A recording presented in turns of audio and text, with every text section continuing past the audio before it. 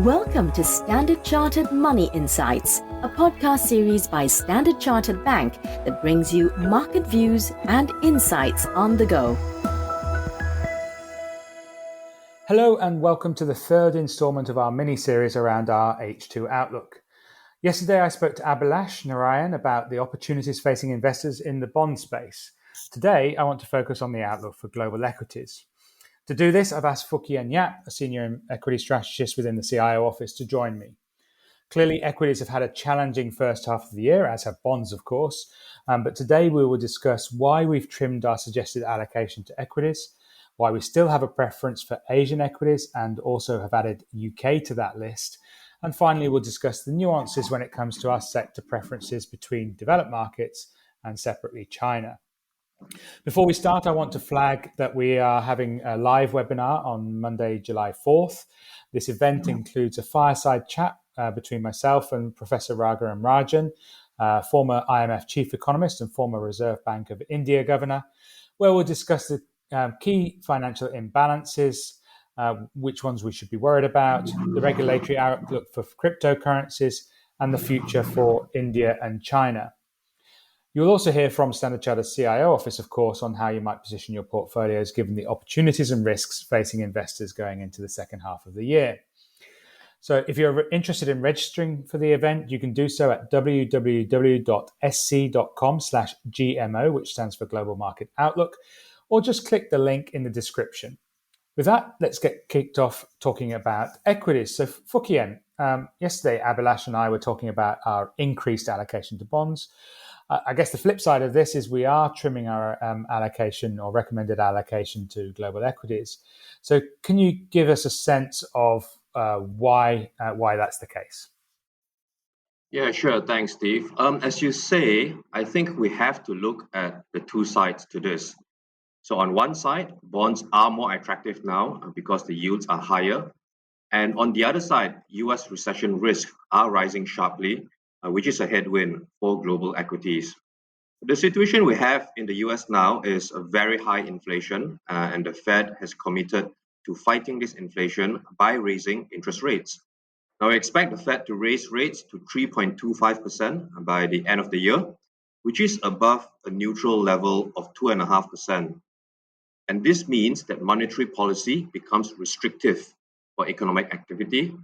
So this raises the risk of a recession significantly.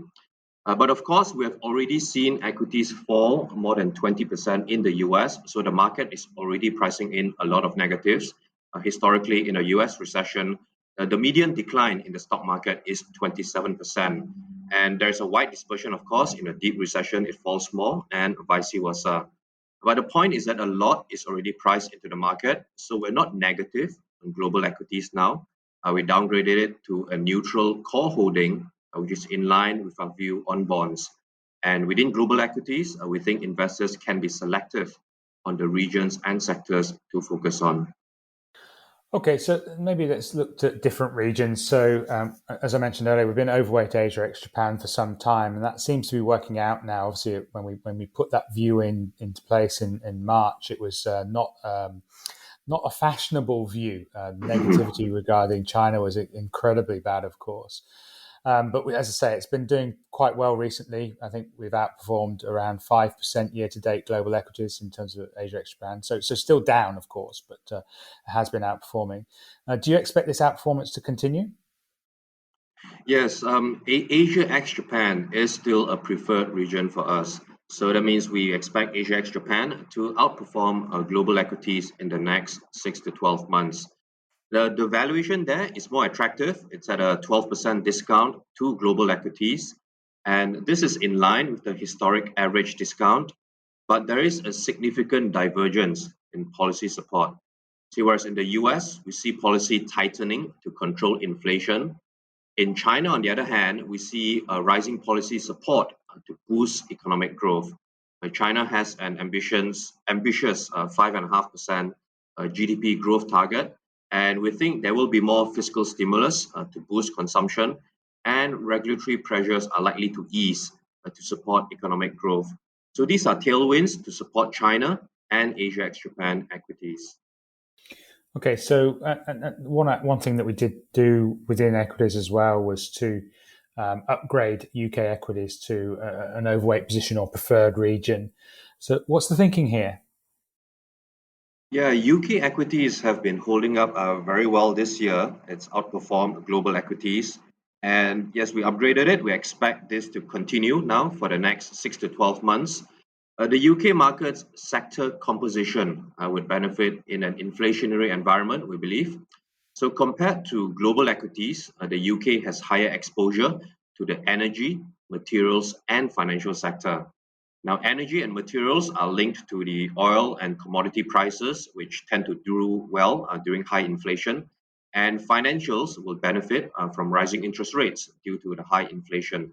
So, the sector exposure supports the UK now, we believe. And these are also sectors with high dividend yields. So, UK equities offer the highest dividend yield compared to the other major equity markets. And lastly, valuation wise, it is very attractive. The UK trades at a significant discount to global equities. Okay, so I guess the start of what you're saying is a good segue into our sector calls, right? Obviously, there's a sector tilt in the UK. So let's start with our preferences within developed markets. Which sectors do we prefer in the US and Europe? Yeah, in the US and Europe, we are positioned more defensively and we focus on value. Our preferred sectors in the US and Europe are the same, which is namely financials, energy, and healthcare. So financials, as I mentioned earlier, would be supported by higher interest rates. And energy has done very well this year, but it still lags the rebound that we see in their earnings and in the oil price. And we expect demand to continue recovering, and the US producers are disciplined. And energy also is a hedge against a further rise in oil prices, so we continue to like it. And healthcare is our defensive sector pick. It offers steady and dependable earnings growth at a time when there are uncertainties to growth. And the valuation for healthcare is reasonable too. It is in line with its historic average. So yeah, those are three preferred sectors: financials, energy, and healthcare. Okay, so on Monday I was talking to Rajat about the different stage of the economic cycle in China relative to the developed world. So how does that fit into your sector calls there? Yeah, so in line with our macro view and the regional preferences also for our equities, our sector positioning is more pro-cyclical in China. So we have five preferred sectors in China, similar to developed markets. We also like energy and financials. But on top of that, we also like industrials, communication services, and materials. We upgraded communication to preferred as we expect the regulations to turn more positive for the internet and media companies in the sector. And this is in line with a more pro growth stance in China. And we also upgraded materials to be preferred. We think it would benefit from the planned infrastructure spending in China. And industrials has been a long-standing preferred sector to us as we see it aligned to China's long-term goals to upgrade manufacturing expertise. And then with energy, it's catching up to oil prices, similar to US and Europe. And with financials, although interest rates are not rising in China, we believe financials benefit from the policies to boost growth because this would alleviate credit concerns for China banks. And these banks trade at a deep discount to book value. Okay, thanks, Fook Hien, for a quick overview of our thoughts on the equity market outlook. Thanks, listeners, for joining us today. Tomorrow, I'll be talking to Manpreet about the outlook for currency markets.